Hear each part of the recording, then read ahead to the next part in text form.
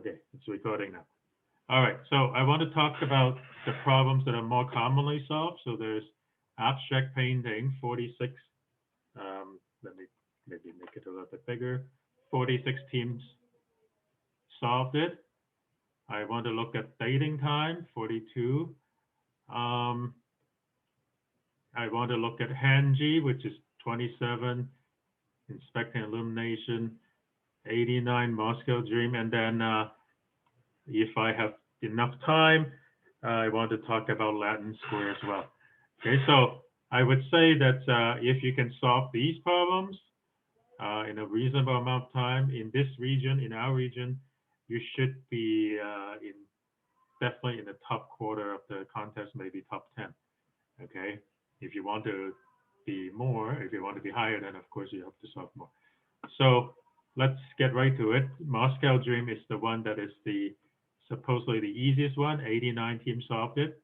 But if I remember correctly, people that from our university trying it did solve it, but not without some difficulties.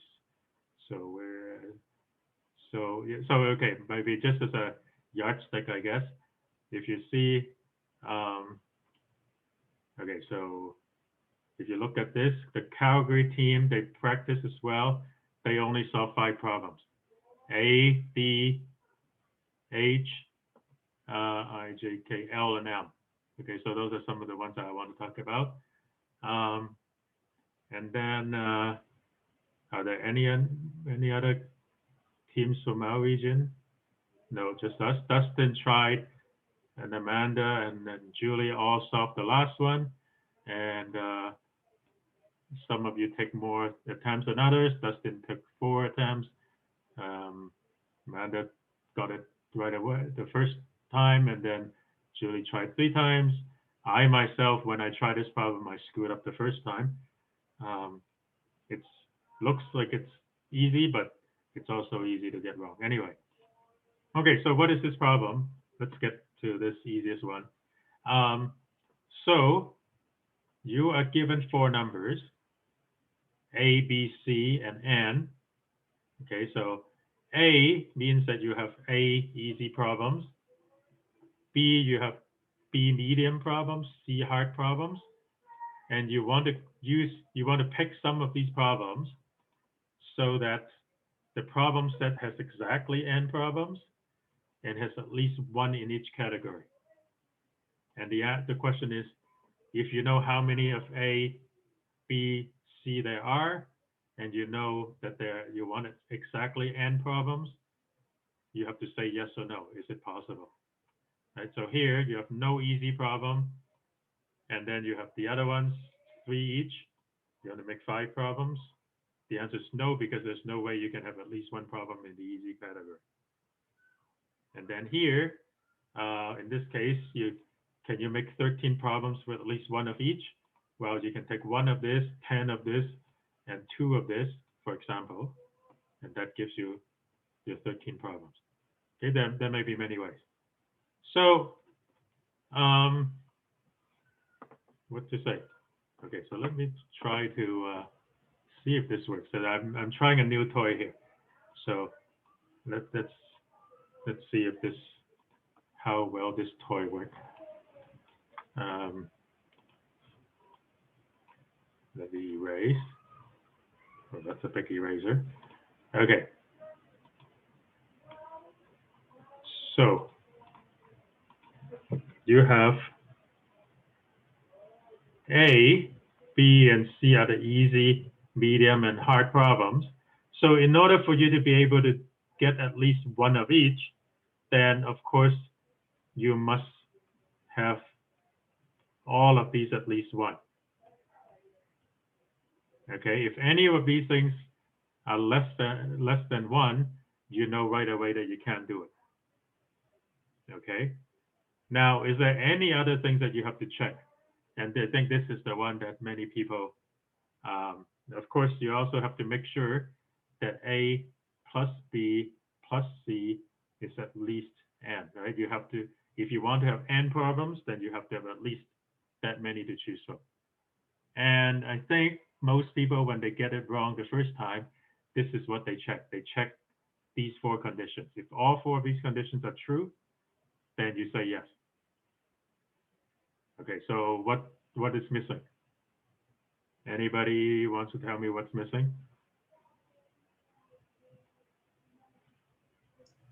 You have to make sure that there are at least 3 questions. Right. So if n is like 2, right? Then yes, you might have a is equals to 5, and maybe they're all 5s. Then all of these checks will be correct. A, B, C are greater than or equal to 1. A plus B plus C is greater than or equal to n. But you actually can't do it because there's no way you can have at least one problem of each type if n is only 2. So you also have to check this. And if you didn't miss that, if you got all 5 of these, you just say if this and this and this and this and this, say yes. Otherwise, say no. That's the answer. Okay, so no, I see. When I switch, all of the things that I all put on top are still there, so I get to wipe it. So my solution is actually really simple. Okay, let me make it a little bit bigger. Right, what do? Right, I read A, B, and C, and N, and then I check exactly what I tell you, right? So A plus B plus C is greater than or equal to N. Now, this is a little bit funny, perhaps. In C++, if you have an integer, you can use it as a Boolean, and Boolean as an integer means that if it's non-zero, it's true. If it's 0, it's false. So basically I'm asking, is this non-zero? And because I know that A, B, and C are not negative numbers, non-zero is exactly the same as a greater than or equal to 1.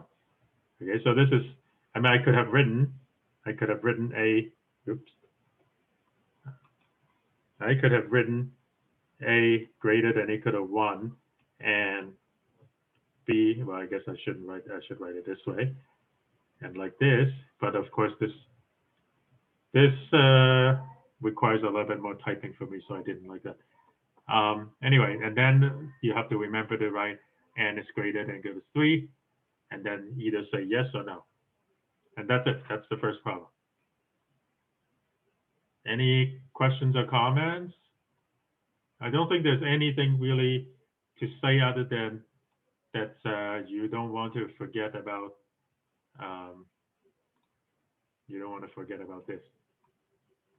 That's probably where most of the people, if they get it wrong the first time, was missing. Is that what you're missing, Julie? Dustin started talking to me after I was like working on it for maybe an hour, but I was missing the n is greater or equal to 3. Yeah, that's the one. That's the one that most people miss if they get it wrong. Okay, so that's the first problem.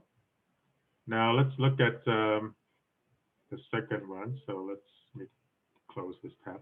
Okay, now exactly which problem is the second one is a little bit hard to tell. Okay, clearly the number of people solving Moscow time is the Moscow Dream, 89. That's the easiest. The next one is a little bit the toss up. A has 46 and D has 42 solutions. So let's look at 46, the one that's maybe a little bit easier according to this. Okay, what's going on? You have a grid and it has R rows and C columns. So this grid down here has 2 rows and 3 columns. Okay, and each of these columns is just kind of squares. And you want to color each of these lines using one of 3 possible colors, red, green, and blue. But you can't just use whatever colors you want. There are some constraints. Okay, the first one is the obvious one. All edges of all the unit square must be painted, and every edge can be painted with exactly one color. Okay, so it's either red, green, or blue. Okay, the next one is more involved. Every unit square, you can only use two colors. Well, you have to use exactly two colors, and each color must be used exactly two edges. So if you look at here, this square here, there are exactly two colors. There's green and there's red. And exactly two of them are green and exactly two of them are red. And then the next square over, you have blue and red. Exactly two are red, exactly two are blue, and so on. Okay? So this one, if you check every single square, it's always exactly two colors in each square, and every color has exactly two edges. Over here, this one, this is not valid because this square here has three blue edges, so that it's not it doesn't satisfy this. Each color must be used to paint exactly two edges. Okay, so that's what a good painting is. Every edge is colored. It's one of three things. Every square has exactly two colors, and in each square, every color paints exactly two edges. Now, Gon is wondering how many different good paintings are there? Two paintings, both with R rows and C columns, are considered different if there exists one edge painted with different colors in the two paintings. Please help Gon. Okay, there are up to five cases, and they will tell you, they will say what the number of rows is, number of columns, at most 14 rows, at most 2,000 columns. And then you're supposed to output for each case the answer, the number of different good paintings. Now, a lot of times, if you're not familiar with things like this, when you have to count things, the correct answer might be really, really big. And so instead of asking you to print some number that is really big, that probably won't fit in any integers of reasonable size, one trick that these programming contests often does is they ask you, give the number modulo something, and 10 to the 9 plus 1 plus 7 is a pretty common one that people use. Okay, so where do we start? Right? So if you don't, yeah, who wants to say something? Yeah, I was gonna ask. You'll probably go over this, but I remember in the course, like 3200, I took last spring with you. You said you could keep using. You don't have to do modulo operation at the end. You can keep doing it for every count, right? Is that how does that property look like? Just in like so mathematically, how does that work? Yeah. Okay. So let's say that you want to know. I mean, you might be doing a bunch of computations. So let's say you're doing A could be plus B times C plus D times E and so on. Okay, you can have a lot of operations, and you want the answer mod M, whatever that answer is, whatever that big M is. So of course you can do all these calculations, and then at the end divide by M and take the remainder. But the problem is, if M is like 10 to the 9 plus 7 in this case, so 10 to the 9 plus 7 is 1 billion, a little bit more than a billion, which is pretty close to the maximum of integer. With the int max is 2.147 billion.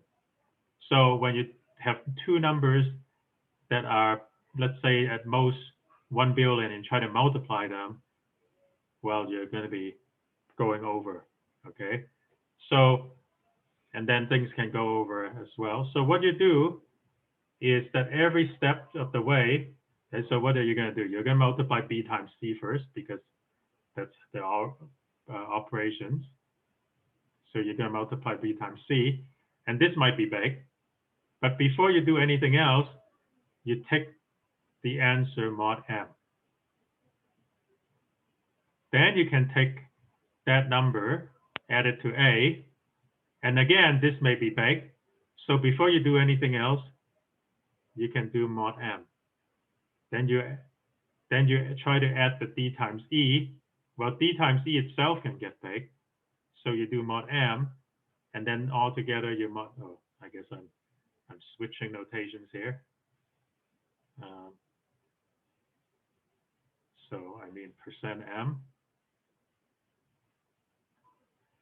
So when you're doing modular arithmetic, you can actually reduce mod m anytime you want in a sequence of operations.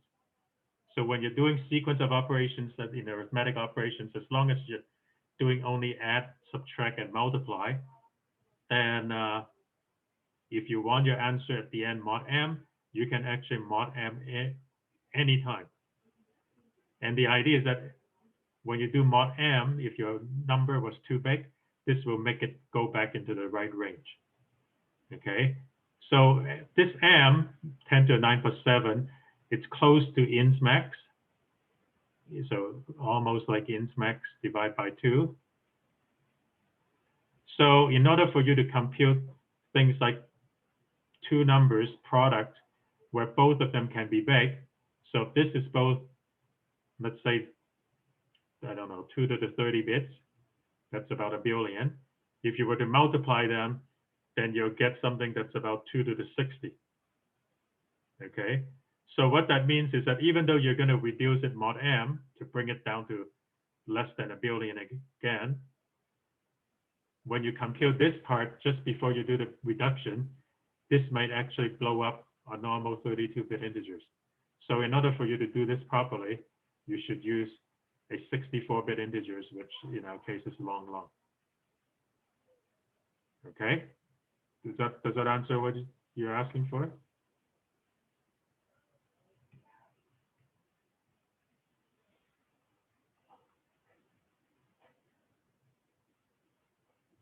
Okay, now for those of you that are taking math classes and so on, I guess to be really fancy, I guess, if a plus b mod m is the same thing as a mod m plus b mod m, this is what they call homomorphism in abstract algebra. And then this is sort of the number of different properties in this abstract algebra that kind of tells you that you can do things like this. Okay, but anyway, that's not that important here. Okay, so how do we tackle this problem then? The one that we try to do is to figure out how many ways you can color this grid with these properties, right? So what should I do? Maybe I should try to use a whiteboard because then I can change colors easy. Okay, let me use black. So if you don't know what to do, then the easiest thing to do is start small. What is the smallest you can have? 1 by 1, right? And then you maybe you don't know what to do, so you can actually just try drawing this. So maybe you have something like this, and then you better have maybe 2 blue. Actually, maybe I should make it thicker so it's easier to see the color. And then maybe you have something like this. And then you have 2 blue again. Or maybe you have other arrangements. Maybe you have the red here and then the blue here. So remember that the square can only have 2 colors, and each color must be used for 2 edges. And then of course there are other ways. You can do it this way. Okay, my squares are getting worse and worse. Are there any other ways? What other ways are there? Well, you can also have the red this way.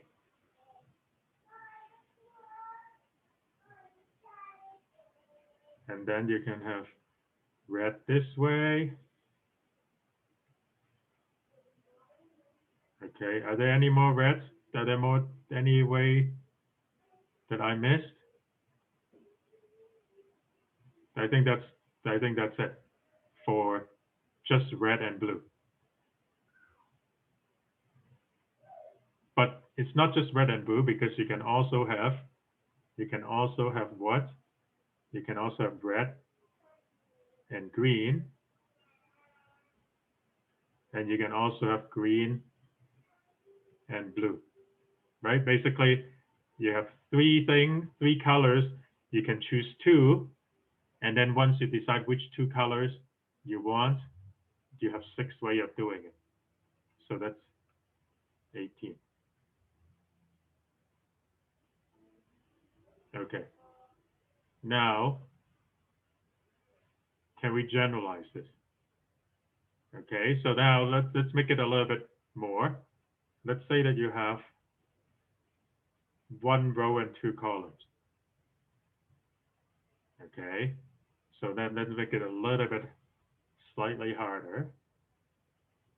So let's just pick the first one here and try to see what happens if I were to put this on the left and then try to extend it to the right.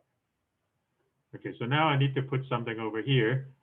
Immediately, I cannot choose red and green for the square next to it because I already have a blue.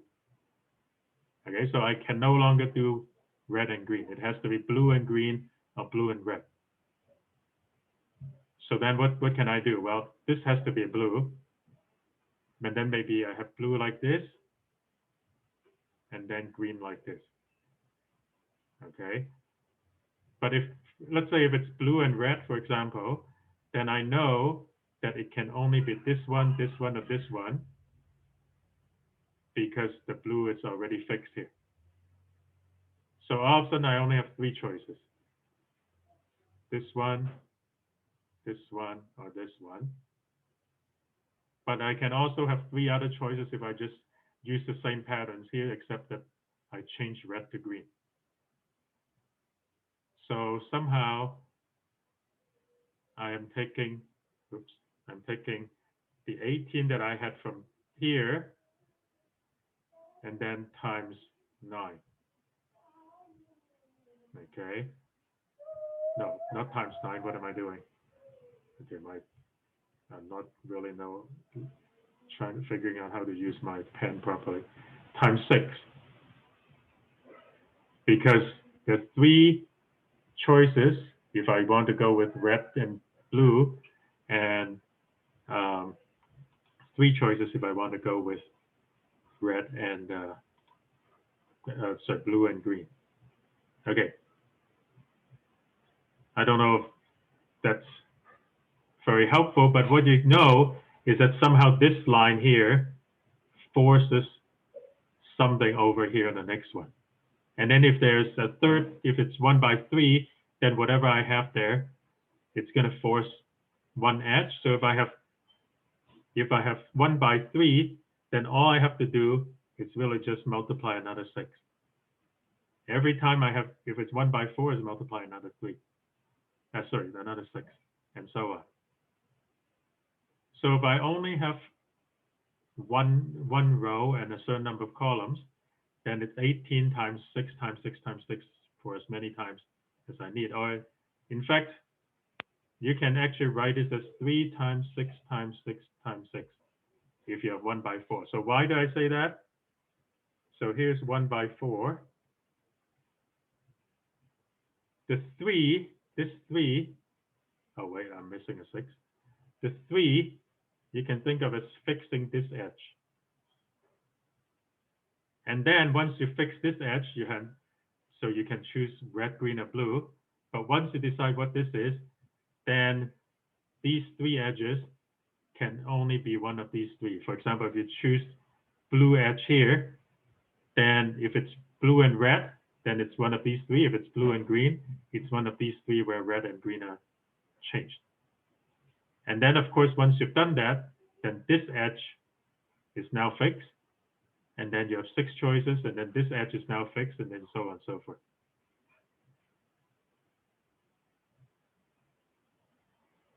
Okay. Does it make sense so far?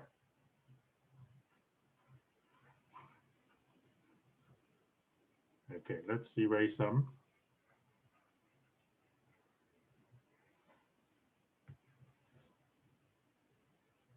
All right, so now let's say that you have one row of 3.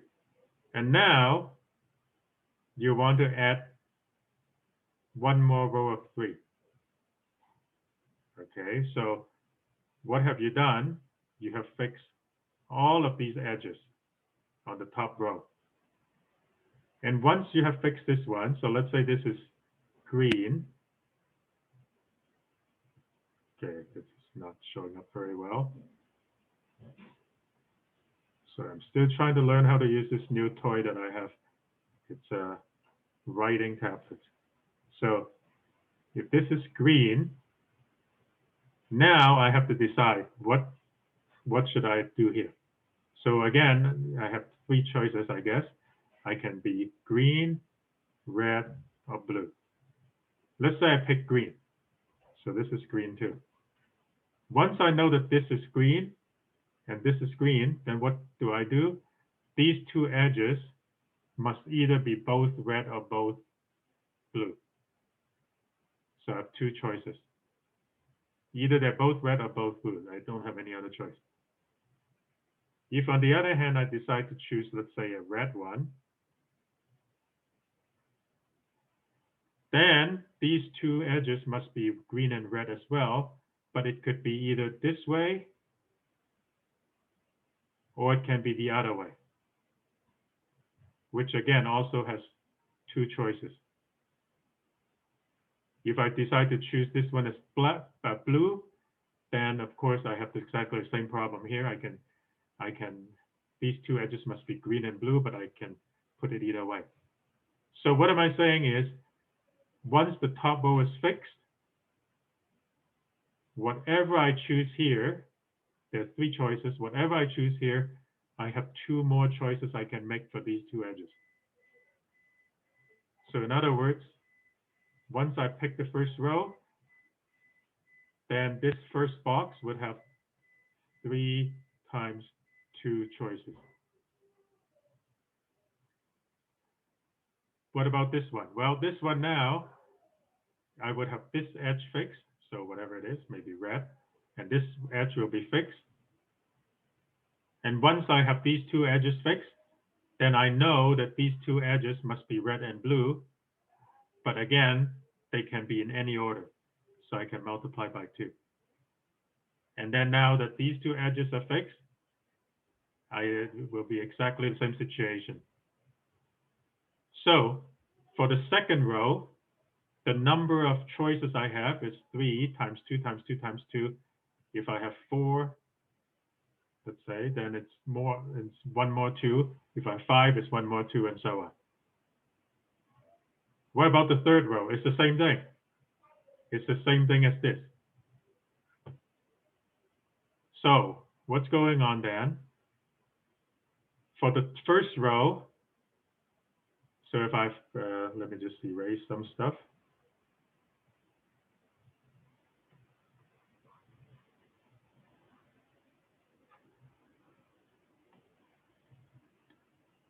Okay. So the first row, if I have R times C, R rows and C columns, first row is going to be 3 times 6 raised to the power C. Okay, so just here. And then row 2 to R would be 3 times 2 to the power C. But there are there are minus 1 of these, so you have to raise this to R minus 1.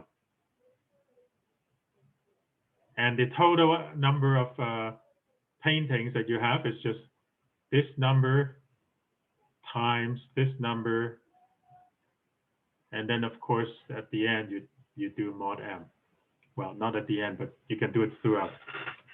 Okay? And that's the answer.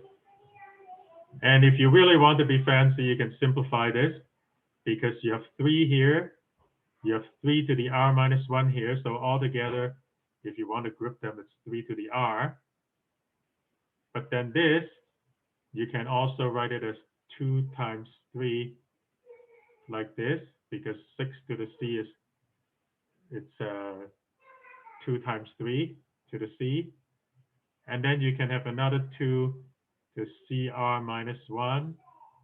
And then you can kind of group things together if you want. But it really doesn't matter. You can just multiply, do this computation mod m. Does that make sense before I go on a little bit further? Any questions?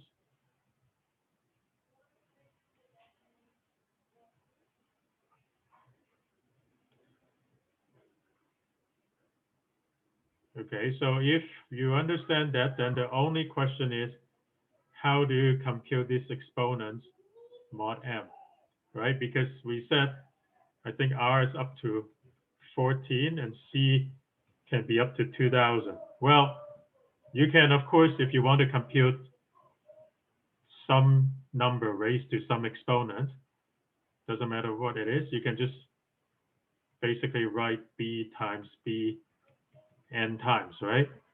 And so if you want, you can write something like this. Wait. So you can write, I don't know, long, you use long, answer equals to 1, and then you can say for int I equal to 0, I less than n, I plus plus, and then you would say b is equals to b, sorry, b times answer, sorry, I got things wrong here. Answer, it's equals to answer times b, like this. But this is going to get big, so you want to reduce it mod m every step. Okay, and that would be good enough. And of course, when you raise it to the n power, this is going to take exactly n steps. Right? This loop is going to run n times. And because c is at most 2000, this loop is going to run at most 2000 times, which is nothing. Okay, it's not like you're going to raise something to billion power. 2000 is nothing, so this is good enough. Now, there is a way to raise power, even if it's a billion, you can raise it much faster, and that's something called repeated squaring. And I don't know if I need to tell you that or not, but the most important thing, if you don't know already, is that if you go to my code library, there's actually, so maybe let me go to my code library. Where should I go? So remember that there's a code library that I have. I guess it's show more here. And then source. And then somewhere, if you look at all of, there's an index file, by the way. If you go, there's an index here. So you can see actually what's in here. And one of them is xmod fast exponentiation mod m. So you look at that code, xmod, it's here. And you can actually just get that and pretty much just use it, except that this is for integers, so you have to change all of these to long. But otherwise, oh, actually, no, I guess I'm actually smarter than that inside, because inside I use long.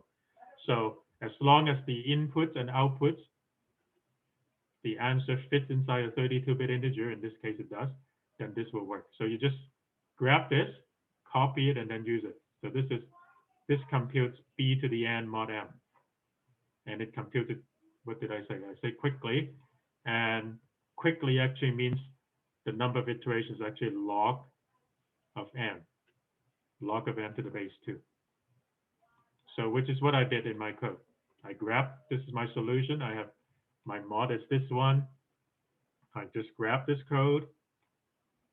And then here it is. So I rewrote this a little bit. I group all the 3's together. I group all the 2's together. But you don't have to do that if you don't want to. You can use exactly what I did. The other expression doesn't really matter. You can use this expression if you want. Yeah, so here, right, if I were to group things together, so this becomes 3r plus c, and then this becomes 2 times raised to the power of r times c, right? So that's what I did. I group things together, but you don't have to. Okay, any questions?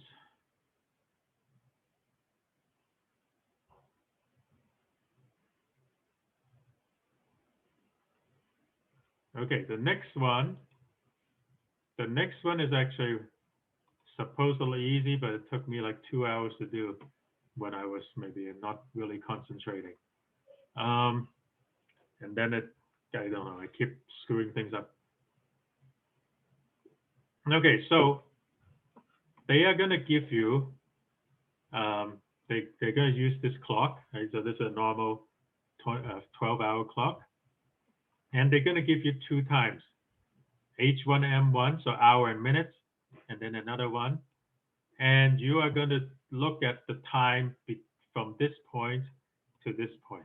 Okay, so for example here, if it's 000, so that's midnight, to I guess 11:59 p.m.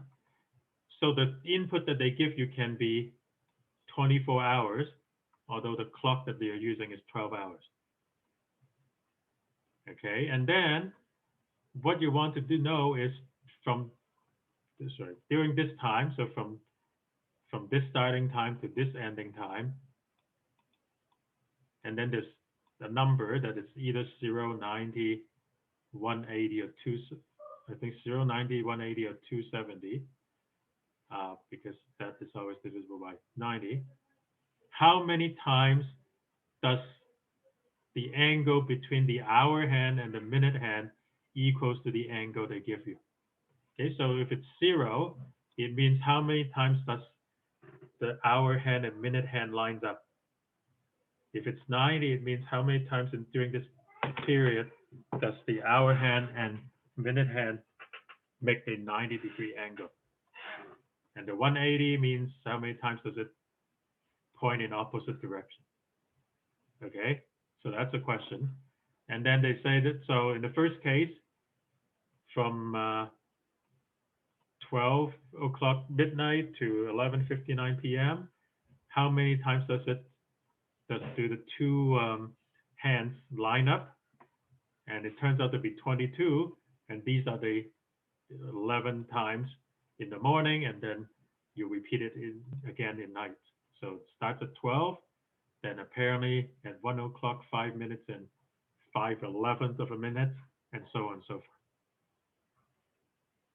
So that's a question. So I guess one of the things that you have to figure out is, how does this clock work? Okay, so you have a clock. Hang on. There must be a circle tool. Is there a circle tool that I can use to draw a proper circle? Oh no. I guess I have to try to draw a circle. Okay, here's my circle. That's slightly better. And you want to know if the hour hand, I don't know, and the minute hand, whatever angle it's forming, right? So then at a certain time.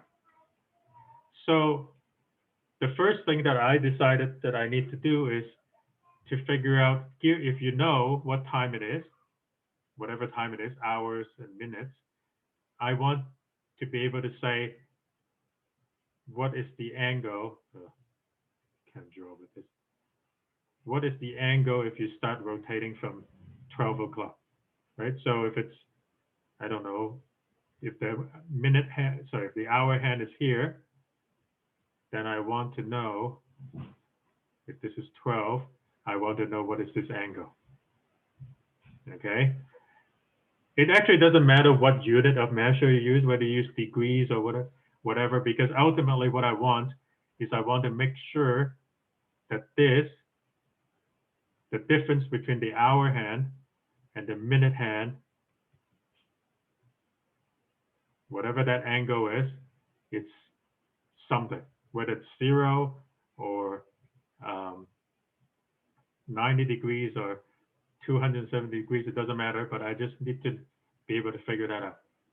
The fact is, in this problem, they will only ask you theta is equal to 0, 90, 180, or 270. They will never ask you anything that's in between. So normally, if they can ask you any angles, you have to worry about using trigonometry, but in fact, we don't have to worry about that, because the good thing is that this is always, so 0 is easy. This is always a quarter of a circle, a half of a circle, and 3/4 of a circle. So instead of actually trying to compute a degree or radians or whatever unit that you normally use to measure the circle, the angles, I'm just going to say that the angle, it's between 0 and 1. It's a real number between 0 and 1. 0 means 12. 1 also means going around the whole thing, 12. And if it's a half, it means it goes to this way. Okay, and then if it's a quarter, it goes to this way. It doesn't really matter what you use. I just decided that this was easier. Okay. So then you have to say, well, okay, if I know that it's, I don't know, 5 o'clock, 27 minutes, if this is the time, where is the hour hand and minute hand going to be? Okay, so the hour hand, it's basically just m 27 over 60. Because you know that it takes 60 minutes to go completely around, and you've gone this much of it. Okay, so that's the fraction that you've gone around for the hour hand. So wait. Sorry, I mean the minute hand. For the minute hand, it takes 60 minutes to go around once, and you've gone 27 minutes. So that's the amount that you have gone. The hour hand is a little bit trickier, because you know that it goes around every 12 hours. So of course you have already gone past 5 hours, but that's not really the whole thing, because you have also gone 27 minutes. So it's kind of like this, whatever fraction that is. And then you can simplify that if you want, and then you end up with something like 12 times 60, and then something like 327. Okay, so you'll get a fraction, and it will tell you how far of a circle, complete circle, it has gone. And the idea is that generally, if I have h hour and m minutes, then the minute hand would be m over 60, and the hour hand would be hour plus, I guess, hour plus 5 times hour plus minute divided by 12 times 6, like this. And if I, let's say theta is 0, if I want them to line up, then I want to say, I want this to be equal to this, and then try to solve for h and m. Okay, so if I go up here and I write 5h plus m, 12 times 60 is equals to m over 60, let's say something like this, then I can do some magic with the arithmetic. This becomes 12, so this 12 disappears, and then I have something like 5h equals to 11m. Did I get it right? Something like that. Okay. And now you look at, if you want, look at these ones here, right? So we say it's 5h, it's equals to 11m, right? So when when the time is 0, 0, then of course 5 times 0 is equals to 11 times 0. That's good. Now this one is a little bit trickier, 105. So h is actually 1.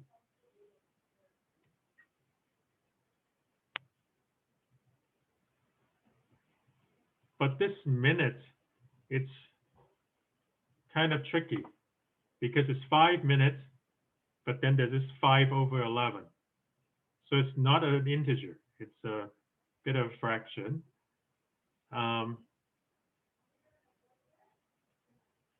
So if this is m, then you see that m is 5 over 11. Did I get this right? But what about this 5 minutes? Yeah. Okay. Did I screw up something?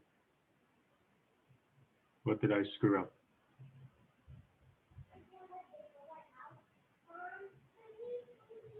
H. So if it's, let's say this one. Well, okay, let's look at the 3 hours. So 5 times 3 is equals to 11m. So m is equals to 15 divided by 11. So that's 1, 4, 11. So I'm getting this 4, 11, and so on. That part I'm getting right, but why am I not getting the 1? I'm missing something. What am I missing? Hang on. Did I screw up in my calc? Did I screw up in my manipulation? Okay, 5 hours. So this is m over 60. Why did I put m over 60?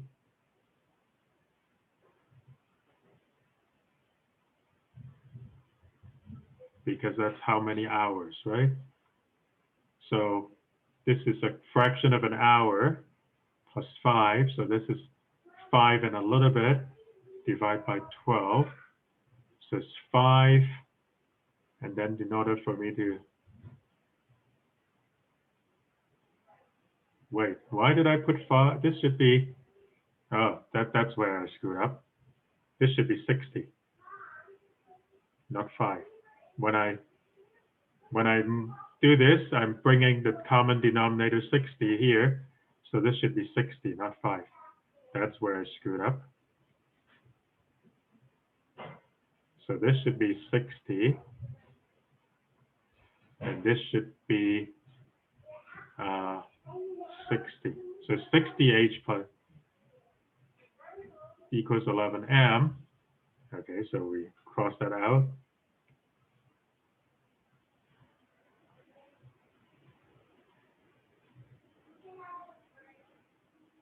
And then we try again. 60h. So it's 60 over 11, which of course is 5 and 5 and 11. Okay, that's much better.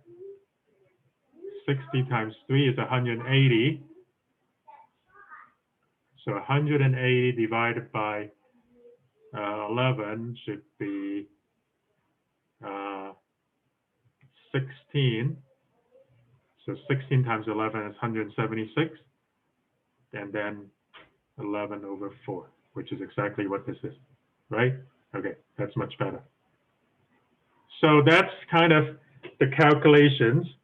And you can solve for h and m if you want, and then see if you can try putting h equals 0, 1, 2, 3, and so on, and compute m, and then you can see which one falls inside the interval that you're given. What if, I guess the next question is, well, what if you're not asking if it's exactly lined up? What if it's 90 degrees, right? 90 degrees is a little bit trickier because 90 degrees can be this way, like this, 90, but it can also be 270 because the angle is actually 90 this way. But in any case, the idea is that it's either 1/4 or 3/4. So you basically do it twice, one with 1/4 and one with 3/4. And then instead of saying this is equal to this, you say this is equal to this plus a quarter or plus 3/4, let's say. And then you can do the same, you can solve the same way. Okay. So that's kind of the idea. But then, you know, why did I take 2 hours to solve it? Because I was not very smart. And I decided at this point that I said, well, maybe I don't really care about solving this. The only thing I knew was that whatever answer I get, it's going to be 1/11, some multiple of 1/11. So what did I do? I just basically start with the time, and then I skip ahead 1/11 of a minute and simulate it and step through every single 1/11 of a minute. And then after each step, I figure out what the what is the angle. Oh, when I scroll this, actually my drawings doesn't scroll with it. This is new for me. Okay, anyway, so I decided just simulated 1/11 of a minute at a time. And then after every 1/11 of a minute, I calculate the angles and then decide yes or no. So my solution, let me just erase all this mess. It's maybe not the smartest, but I guess eventually it works once I got rid of all my bugs. Okay, so I read in my input, the hour 1, minute 1. I have a character that I read in that I throw away. That's the colon. Okay, it's something, it's a number colon something else. So that's what I do here. And I read in the 2 numbers, read in the 2 times, and then I read in the alpha, which is the angle. And then I just basically said, okay, I'm going to move by 1/11 of a minute every step. So my ticks in my whole 12-hour period, how many times do I simulate? 12 hours, 60 minutes each, and then I divide each minute into 11 parts. And then these are the starting and ending time in minutes. And then this basically just loops through the time and loop through the time in minutes. And then for each minute, I loop through 11 times somehow. And then I compute the angles and check. So what is this HR and M and min are basically the angle of the 2 hands. And then I just basically simulate every step and then check it after every 1/11 of a minute. It's not the smartest approach, but I guess I wasn't really thinking very hard. Probably that was a big mistake because it took me an hour or 2 to try to debug this stupid thing. But if you actually do what I said, solving the equation that I talked about before, it's probably much easier. Any questions? This is a bit of a mess, the way I did it, but it's actually not too bad if you look at it carefully, I guess.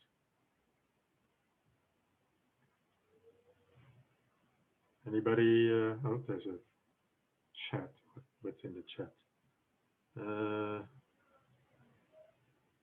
I froze.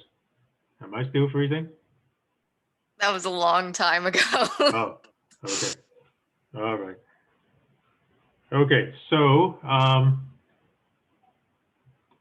next one. Okay, the next one is significantly harder.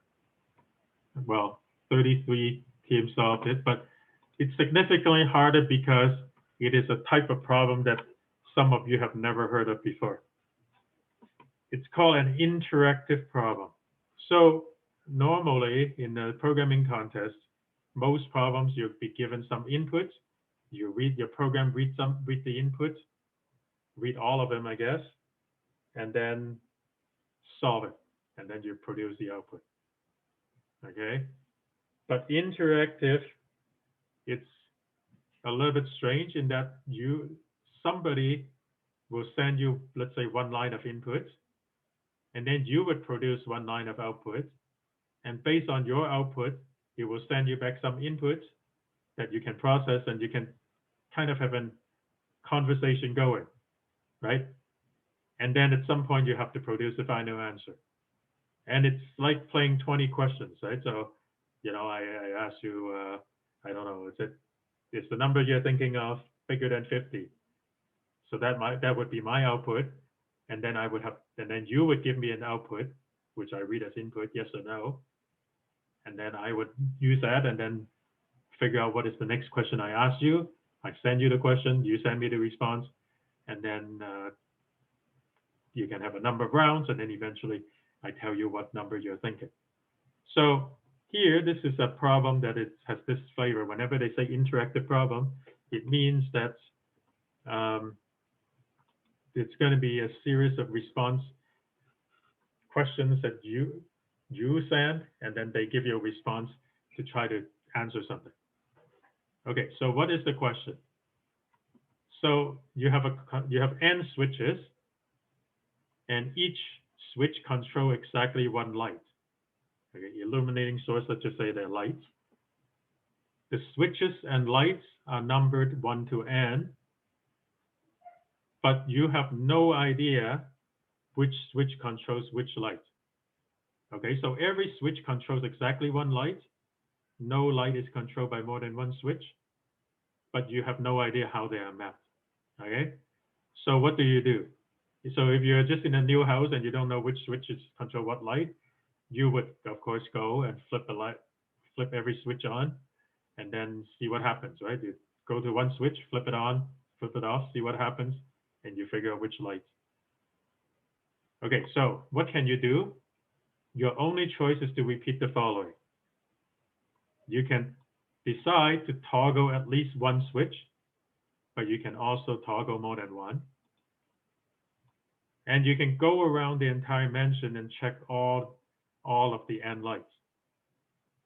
Okay, so of course you can flip one switch on, see which light turns on, then run back, turn it off, then flip another switch, go around, see which light turns on, and so on. If you do that, then of course it takes exactly n steps, because you're basically trying every single light once. And you want to be able to do it in at most 32 times, even though you have up to 1,000 switches and 1,000 lights. Okay, so if you do the simple way, right, flip the first switch, see which one turns on, then go back, flip the second switch, see which one turns on, and so on, it's going to take you 1,000 steps. That's not acceptable. You need to be able to do it in 32 steps or fewer. Okay, what else are you supposed? So the process, so your program, the following process repeats. Your program writes to the standard output one of the following. You can write ask, then K is the number of switches that you want to turn on.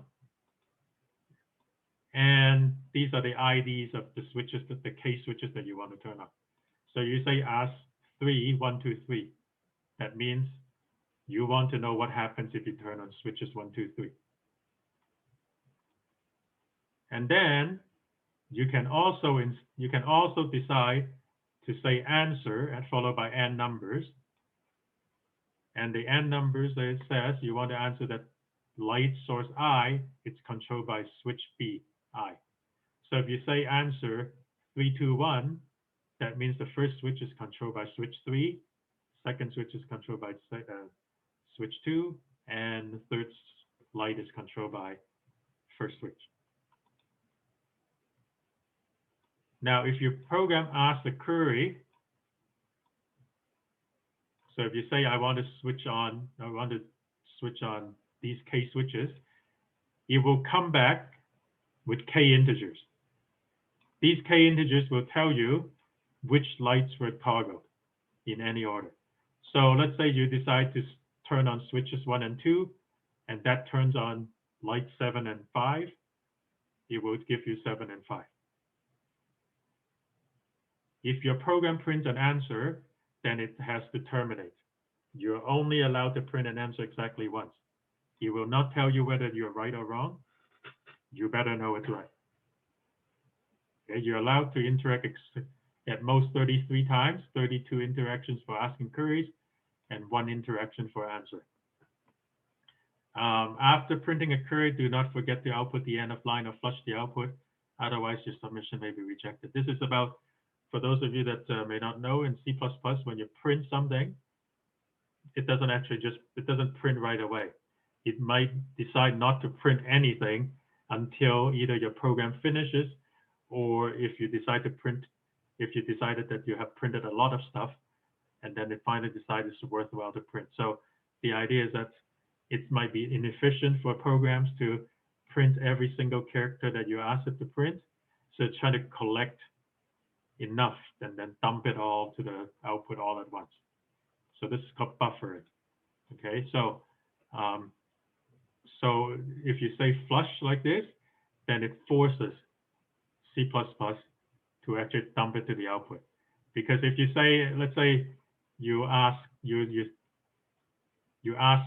something, and now the next thing that you're going to do is you wait for the K numbers that comes back.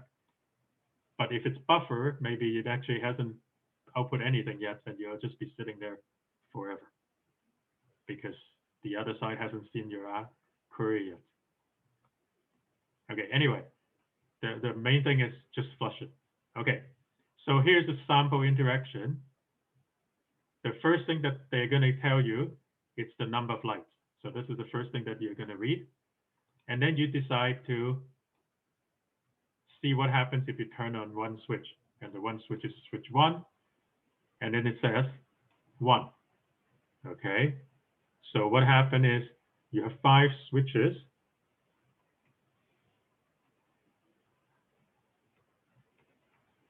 And you know that when you turn on switch 1, the light that turns on is 1. Okay, now you say, let's try turning on 1 and 2. So of course, 1 is turned on, but so it's 3.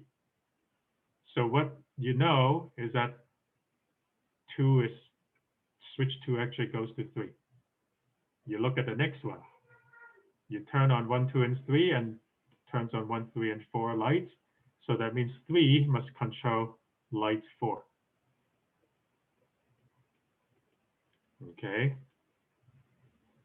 And then you keep going, I guess.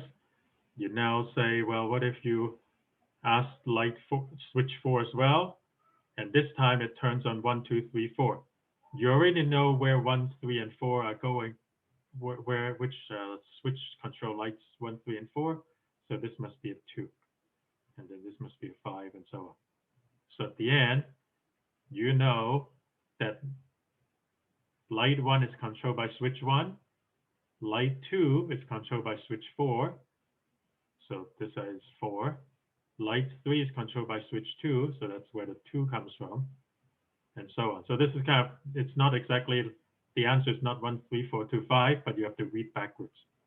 So 1, 4, 2, 3, and 5. Okay, so that's the question. So clearly you cannot try to use a switch 1 at a time and see what light turns on, because that's not good enough. It's going to take you too many steps. So the question is there any way, what way can you think of that allows you to ask for more than 1 at a time? For more than 1 switch at a time. Anybody has any idea at all? And maybe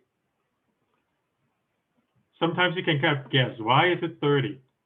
Like, how is 30 somehow related to 1,000? Because sometimes you might be able to guess what to do.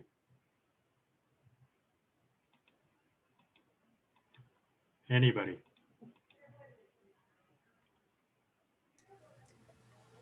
Well, you're gonna kind of end up splitting it in half each time, sort of, right? Like, okay, so what do you mean by splitting in half?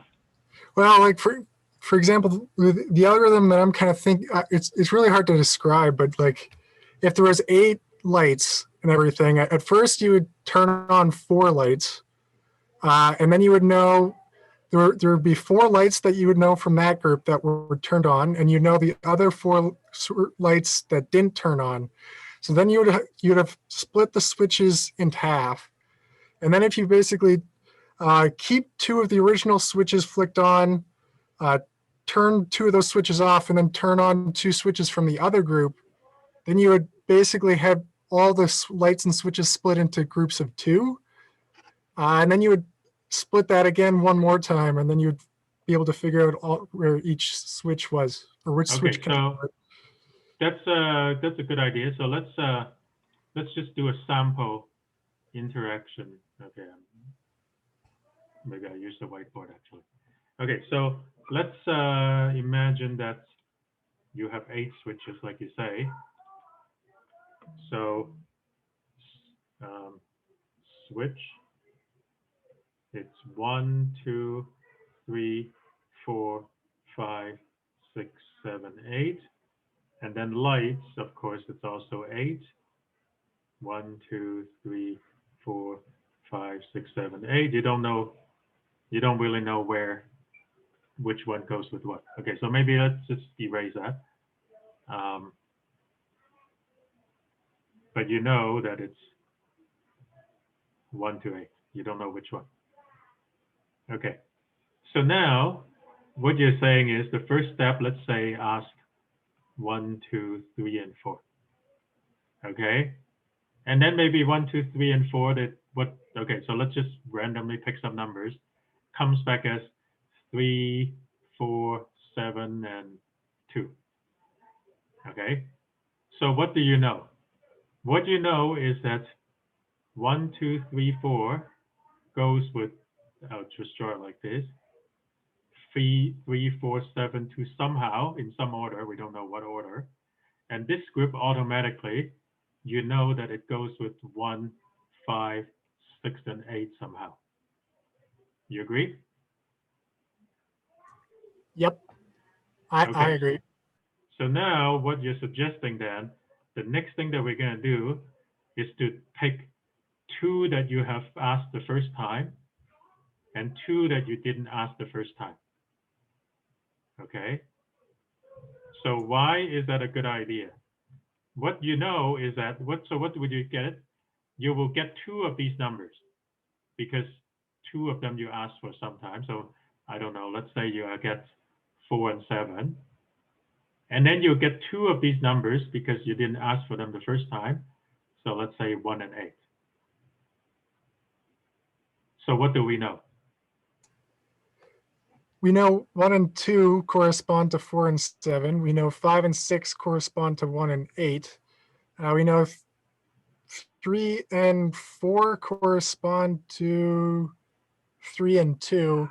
And then the last 2 correspond with 7 and 8.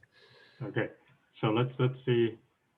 Let me write down what we know. So we have 1, 2, 3, 4 as the light switches, 5, 6, 7, 8. At this time, what you know is that 1 and 2 corresponds to 4 and 7 somehow. You don't know with how, but and then the ones that didn't get picked are 2 and 3. And then 5 and 6, you know that they correspond 1 and 8 somehow. And 7 and 8 must correspond to 5 and 6, like this. Do we agree? Yes. And now the last step is that you ask 1 from every group. Okay, then it will always come back with 1 from every group.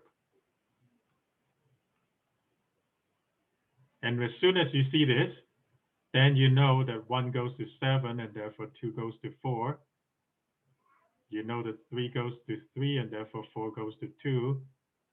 5 goes to 8 and 6 must go to 1 and 7 must go to, wait, I screwed up here. This should be 7. And 7 must go to 6 and then 6 and then 8 must go to 5. And that's the answer. Okay, before we before I say anything more. Is it clear what the heck I'm doing? Okay, I'm basically at the beginning, I split it in half, and that also split my lights in half. I asked for half the switches, that split my lights in half. And then I asked for, basically I look at each set, things, each set of lights, and I ask half of each set, right? So I asked for 2 here, and I asked for 2 here. And that allowed me to split each set further into 2. And then I do the same thing. I ask for half of each set, so 1, 3, 5, and 7. And that allows me to split each of those into 2. And in this case, because I started with 8, it only takes 3 steps to split me down to individual things. If I have 16 lights, then it will take me 4 steps. So I guess the number of steps is log 2 of n. And when n is 1,000, log 2 of n is at most 20. So in fact, if they tell you that you can only use 21 moves instead of 31 moves, it's actually good enough. But I guess they're a little bit more lenient in case you do something less than optimal.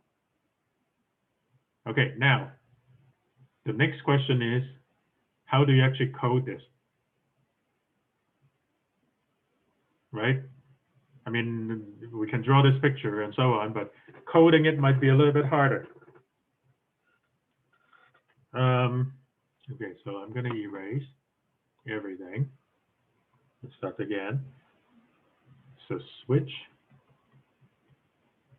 Now, I'm going to write things 0 base. Oh, sorry, I cannot count.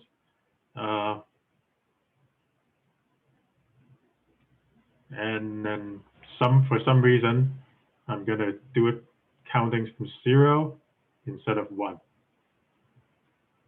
Because it's easier to, it turns out that doing it from 0 base makes it easier.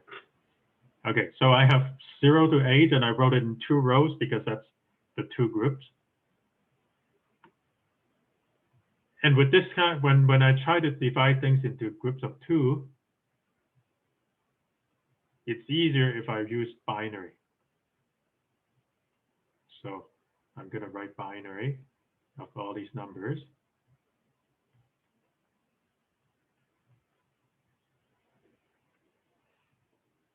Okay, now what's going on? If I look at how I divide the 2 groups, the first group, it's 0xx, and the second group, it's 1xx. In other words, if I look at the most significant bit, okay, it's 1. Okay, so what's my next step? So I decided, let's say I decided to choose this one. So I asked 0, 1, 2, 3, and I get some answer. Then what did I say? I was going to choose 0 and 1, 2 from the first group, 2 from the second group. If you look at carefully, the binary patterns of this group versus this group, this is something with a 0 in the middle bit, and these are all the numbers with a 1 with the middle bit. And then finally, if I were to choose a number from every one of these groups of 2, you will see that these numbers are all the numbers with 0 as the last bit. So the ones that I want to ask, actually, in each step is just making sure that the index that I'm asking has a 0 in that appropriate bit. Now, for some reason, it's actually easier to ask for the 1 instead. So it doesn't really matter whether you ask for 0, 1, 2, 3, or 4, 5, 6, 7. The important thing is that you only ask for one group. So I'm actually going to select in the first step, let's say, all the indices that starts with 1. Then in the second step, I want to choose all the indices that have a second bit 1. And then finally, I would instead choose the other ones, 1, 3, 5, 7.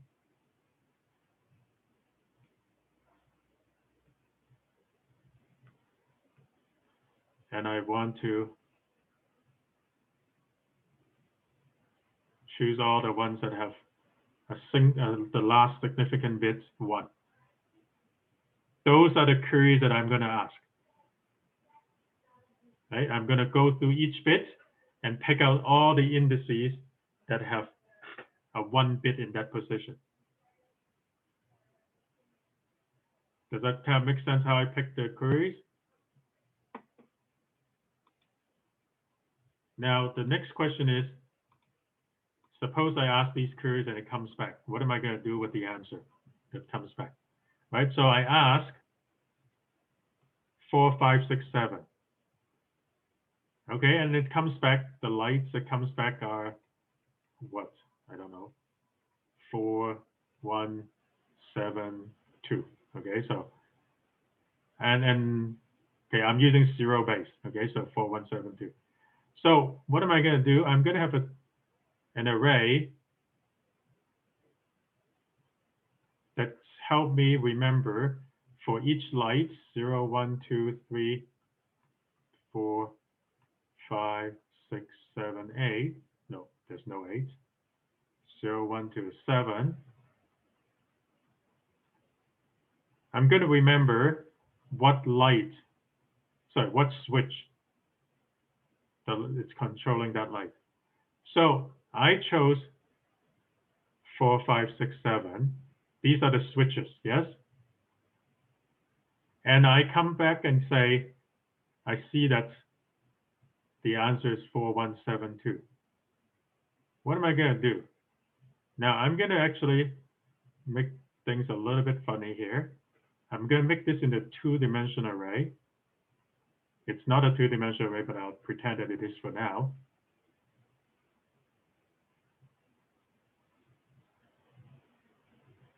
And I'll do it like this. I'll write it like this: 1, 2, and 4. Okay, so why 1, 2, and 4? Because these are the positions of a binary number. I have chosen 4, 5, 6, and 7. All those numbers are 4, 4, and then something. And it comes back 4, 1, 7, 2. So 4, 1, 7, 2, I'm going to mark 4, 7, 1, 2. Those are the ones that correspond to the 4. Then I'm going to ask 2, 3, 6, 7, because those are the ones that corresponds to the middle one. And I don't know what is it going to return. Well, we'll just figure out something. Let's say it's 1, 7, 3, 5. Okay, so 1, 7, 3, 5. So 1, 7, 3, 5. I marked that. And then finally, when I ask 1, 3, 5, and 7, what am I going to get? 1, 3. Okay, I'm kind of lost with my thoughts here. So I asked for, okay, so let me just on the sides do something here. 0, 1, 2, 3, 4, 5, 6, 7. And then in my first time, I got 4, 1, 7, 2. So this must be 3, 0, 3, 5, 6. And then the second time I asked for 2, 3, 7, 6, 7. So then it was split into 2, 3 with the 3 and 5, 0 and 6.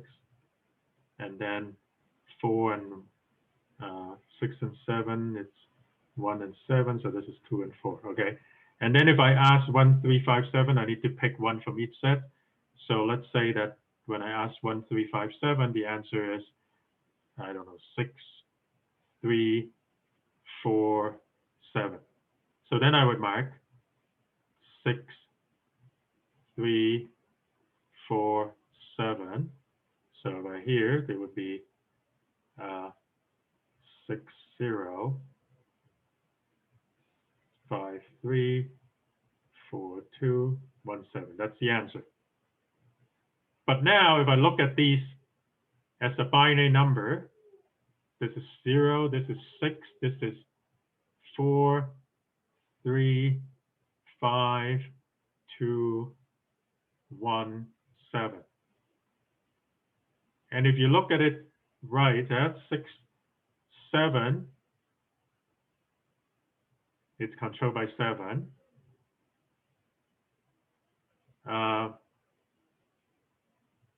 6 is controlled by 1 because we have to read this backward. So 6 is controlled by 1. 5 is controlled by 2. And you can see 5 is controlled by 2. 4 is controlled by 5. 4 is controlled by 5, and so on. So if you actually, when you look at all the 1 zeros, 1xx, and then whatever answer it is, you fill the spots with bit number, the bit corresponding to 4, and then you do the same thing with the bit corresponding to 2, and so on, and we construct these numbers, then it's actually what you need. It's exactly the answers that you need.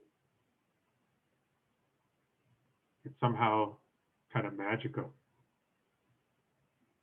And the reason is because when we pick each step, we always pick all the indices that have a 1 in a certain position. All the numbers with a 1 in that position, all the numbers with a 1 in the second position, and all the numbers with a 1 in the third position, and so on. Okay, this one is definitely much more involved, right? It's not that easy. But I think the important thing I think a big hint is if you start with 1,000 and you somehow have to get it down to something much smaller, in this case, 30 or 20 or something like that, then you have to say, well, okay, what is the relationship between n and what you need to get it down to? It's about log n, give or take a little bit. And then you say, well, if it's log n, what do you do? Well, you got to divide things in half somehow. And then eventually, hopefully you realize this is how you divide things in half. Does that make sense at all? Yes, Well, made sense to me anyway. Yeah, well, you came up with the idea. So maybe you should know what's going on, but I don't know about other people. So I'll just show you my code. So I have a mask, which basically this is a single bit that I'm going to move around. And then this B is the array that I'm constructing, which is the answer. So at the beginning, I have a vector of 1,000.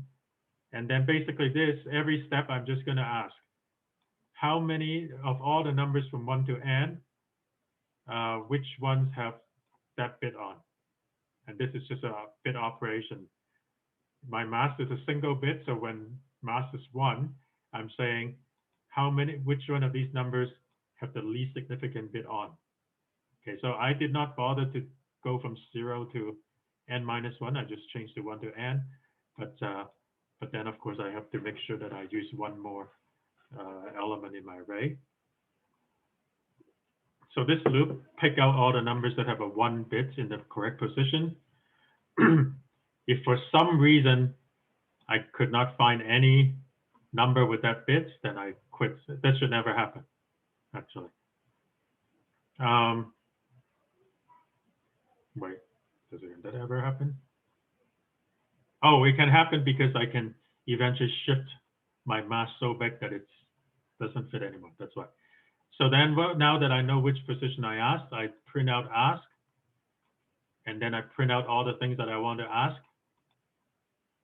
and then I remember to flush it, and then I read I read the response back. These are the lights that are turned on. And then I just go in there, go in that position, and I turn on that corresponding bit. This is a bitwise OR, so that turns on the bit. And then after I've done this whole, after I've done everything for this position, I shift the position of the mask up by 1. So I basically look at the next bit and so on and so forth. So the code here, of course, it's pretty compact, but I guess it takes quite a bit of experience and practice to write code this compact for this problem. And so I'm just gonna, this is my solution. I know you can't really read it, but I just want to show you how long it really is, which is not very long.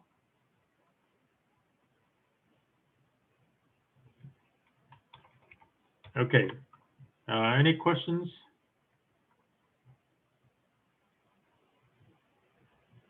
Comments?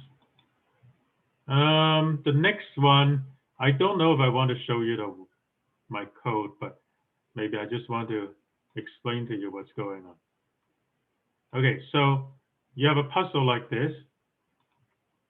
So you have a puzzle like this. It's going to be a grid where each square is either black or white. This is the part that you have to figure out. Okay, what you're given are hints like these: 1, 1, 1, 1. And what that means is that if you read across, you see some number of white followed by exactly 1, 1. Then there's some gap of white followed by exactly 1, 1. Same thing, another 1, another black, and then some sequence of white and then 1 black. Here it's 1, 1, 2, 1, so it's 1 black here, 1 black, and then 2, and then 1.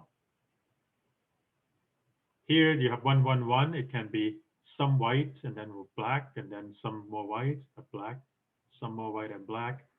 This one is 3, 2, and so on. And then they also give you the same thing on the columns. And so the puzzle is, given the hints of the rows and the columns, you have to fill in this. But it's not just that. It actually asks you how many possible solutions are there, because sometimes it might not be unique. So they give you a grid that is at most 6 by 6. It could be smaller. Then they give you the clue for the rows. And then they give you the clues for the columns. And your answer is, how many different ways can you fill your grid to satisfy this? Okay, so 6 by 6. And you're given these clues. So this is definitely getting a little bit more advanced now, but erase. Okay, so you have a grid, and it's R rows and C columns. Okay, dot, dot, dot. And then you have C columns, so I put dot, dot, dot. And each one of these squares can be either black or white. And they also give you hints. They give you the hints for each row and column. Okay. So what can we do, right? So what you can do, I suppose, is you try all possibilities, all possible black and white configurations. And for each one, you check if the hints correspond to your configuration. And if so, if yes, you say answer plus plus. Otherwise, you don't. Right? And of course, you set answer to be 0 and all of that. In other words, you can, I suppose, you can try all possible configurations and check if it works. And then the question is this fast enough? Okay? It's actually not that hard to write, because you basically say, for this position, try black, try white, recurse to the next position. For each position, you try black recurse, try white recurse. And then if you're down here, if you're at the bottom of the recursion, you run the check to make sure that the hints match exactly what your configuration is. And if so, you increment your count. Okay, but of course, that simple solution, it's not good enough because you have R times C squared. There's 36 squares at most. And if each square has exactly 2 choices, the number of configurations is 2 to the 36, which is approximately 64 billion. Okay, 2 to the 30 is about a billion, 62 to the 6 is 64, so 64 billion, that's too much. That's not going to work. Okay, so at least the idea is that if you have a lot of time on your hands and you can sit here and wait forever, this idea will work and give you a correct answer, but it won't be fast enough. So what can we do, right? So, you know, you have to be a little, you can be a lot more restrictive here because you don't actually have to fill 2 to the R times C before you check. You can actually just fill 1 row. So the number of ways you can fill the first row is 2 to the C because there are only C columns. Right? There's C squares here. So fill first row. But before you try to fill the second row, check the hints for the first row.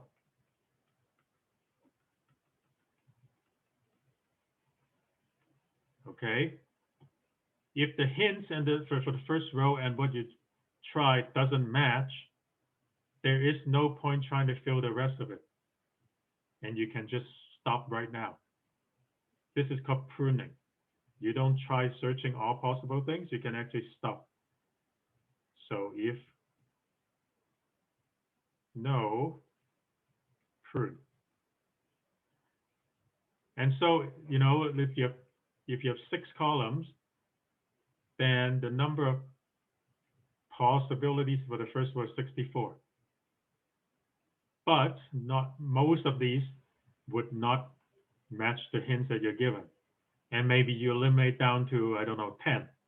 Already you have dropped from 64 to 10, which is about 6 times. But you're going to do that every single row. Every time you fill another row, you're going to do this check and prune as soon as possible. And then when you are down here, meaning that you have managed to get through all the rows, at that point, then you have to check all the columns because you don't know that the column hints are correct. You know that the rows hints are correct because of the way you get here, but you don't know that the column hints are correct. If you do that, then it will be actually fast enough, right? Because each row, it turns out if you're given a hint, each row, there cannot be that many different ways. Why? If you have, let's say even if you have something like just a single number 1, that means that you can shift your 1 in any of the 6 positions. And so there are only 6 possibilities. What if you have 1, 1? Well, maybe you can do something like this. Maybe you can do something like here, and so on. You can check how many possibilities there are, but there are not that many compared to 64. So whatever it is, whatever the pattern is, you should be able to cut down a lot of it. And if you basically use this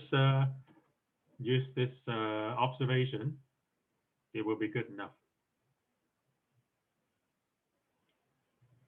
Right? So it used to be if we're doing it the way that we were thinking about before, right? 2 to the 36 or something like that. We said 2 to the 36, which is actually 2 to the 6 times 6, raised to the power 6. 2 to the 6 for each column, for each row, and there's 6 rows. But if any of these numbers can drop from 64 down to, let's say, even 10, then now 10 to the 6 is 1,000,000, which is very doable, right? And it's not really that impossible, because, you know, some of them, if it's just a single one, or if it's a single number, let's say, then they drop down from 64 all the way up to 6, for example. If you have more numbers, then maybe it takes a little bit, it won't drop as much, but still, it's going to drop quite a bit. So if you do it this way, the idea is that you have to prune as soon as possible to get rid of further recursive checks when you know that the first row, second row are not going to work. And this is a pretty common thing to do when you have exhaustive search, recursive exhaustive search, is to see when exactly you can give up. And when you can give up early, you want to give up as quickly as possible. So here in this case, you can check after every row if the row hint it's matching what you have. And then if not, there's no point going on. My code is actually more complicated than that, but you didn't even need that. But the way that I do my code, I don't know, what do I want to say? Do I want to explain my code? I don't think I want to explain my code. I want to explain my algorithm. So what I did is,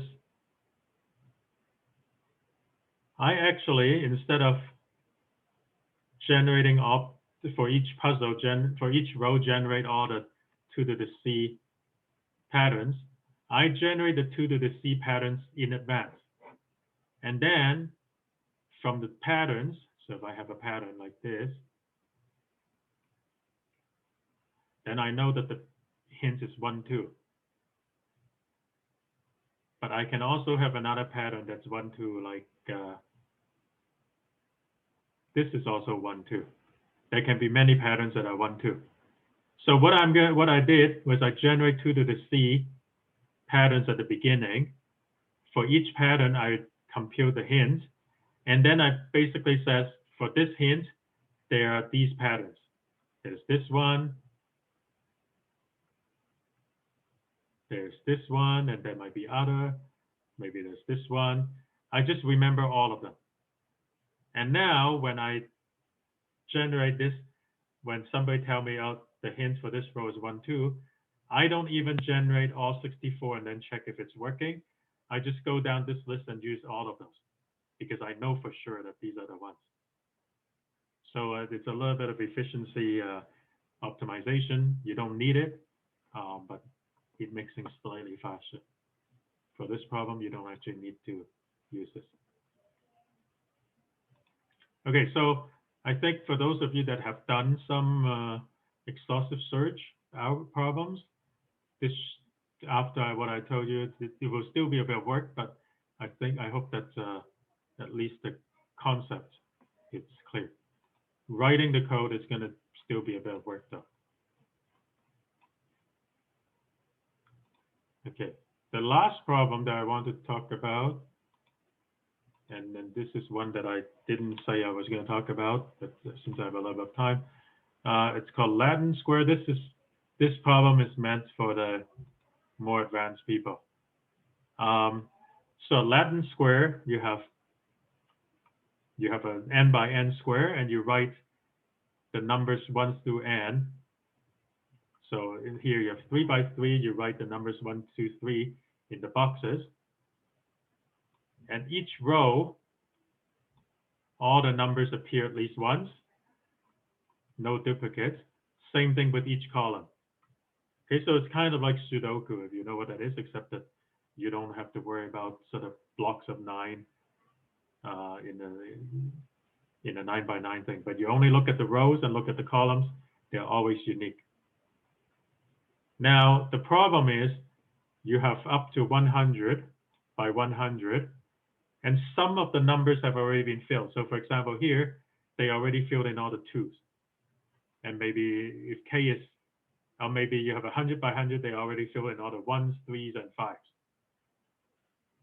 And then what you have to do is to fill in the rest so that all the rows and columns will have all the numbers appearing at exactly once, if you can do it. And if you cannot do it, then you say no.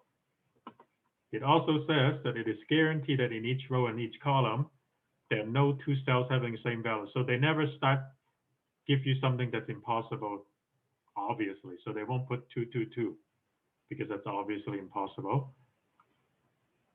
And that there are exactly k different positive numbers used in the matrix. So if k is 2, then maybe you have all the 2's filled out and all the 7 filled out, and then you have to figure out what else to put in. Okay, so basically, I guess you can say, if you were to look up online what the heck this is, you have what is called a partial Latin square. So Latin square is this array of numbers so that every row and every column have all the numbers appearing exactly once. And it's partial here because I only filled in a few things. And then you are trying to complete it to a full Latin square. And the question is, how do you do it? And this might only be meant for team 1. The answer is that yes, you can always do this. The answer is always yes. There's a theorem that says that if you have a partial Latin square, you can always complete it to a full one. And it makes use of something called Hull's marriage problem. And it's something about if you have a group of men, a group of women, they have various preferences of who they are willing to marry. Some might have more than one people that they are willing to marry. Can you match them up so that everybody gets somebody that they are okay to get married with? And there's a theorem that says why and when this can be done. And it turns out that using that theorem, you can prove that you can always complete a partial Latin square. And at the end of the day, what you need is to use bipartite matching. That's the algorithm. So what's going on? So if you look at here, okay, if you look at here, I have 2's that's fixed, but then I have to decide where to put the 1's. Okay, so where do I put the 1? Well, I have row 1, 2, and 3, column 1, 2, and 3, and row 1, I can put the 1 either in column 2 or column 3. I cannot put it in column 1 because it's taken. 2, I can put column 1. In row 2, I can put it in column 1 or 3. And in row 3, I can put it in column 1, column 2. This is a bipartite graph. And I'm going to try to find a matching. And the matching, it doesn't really matter which one. In this case, 1 it's matched to 2, 2 is matched to 3, 3 is matched to 1, right? So because first row, I put the 1 in the second column, second row, I put the 1 in the third column, and row 3, I put it in column 1. And so if I do that, if I ask for bipartite matching, any bipartite matching, it's guaranteed to be a perfect matching, and it's guaranteed that I can then put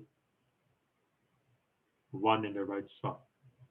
Okay, so it would be something like, so after the first step, when I go from here and put the 1 in, it will be like this.